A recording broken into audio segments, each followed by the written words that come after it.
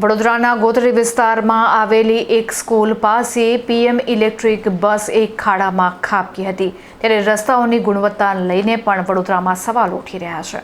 ગોત્રી વિસ્તારમાં ગાયત્રી સ્કૂલ પાસે ચોંકાવનારો બનાવ સામે આવ્યો છે, જ્યાં નવી સિટી ઇલેક્ટ્રિક બસ રસ્તા ઉપર પડેલા ખાડામાં ખાબકી હતી.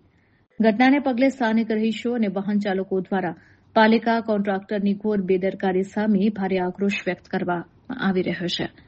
શહેરમાં વિકાસના મોટા દાવાઓ વચ્ચે સામાન્ય વરસાદમાં જ રસ્તાઓ બેસી જતા અને ધોવાઈ જતા કોર્પોરેશનની કામગીરીની ગુણવત્તા સામે ગંભીર સવાલો ઉભા થયા છે.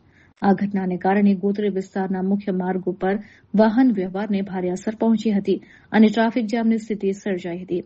સ્થાનિક લોકોમાં તંત્ર પ્રત્યે ભારે રોષ જોવા મળી રહ્યો છે અને તેઓ માંગ કરી રહ્યા છે કે નબળું કામ કરનાર કોન્ટ્રાક્ટર તથા જવાબદાર અધિકારીઓ સામે કડકમાં કડક કાર્યવાહી કરવામાં આવે, જેથી ભવિષ્યમાં આવી ગંભીર દુર્ઘટનાઓ અટકાવી શકાય.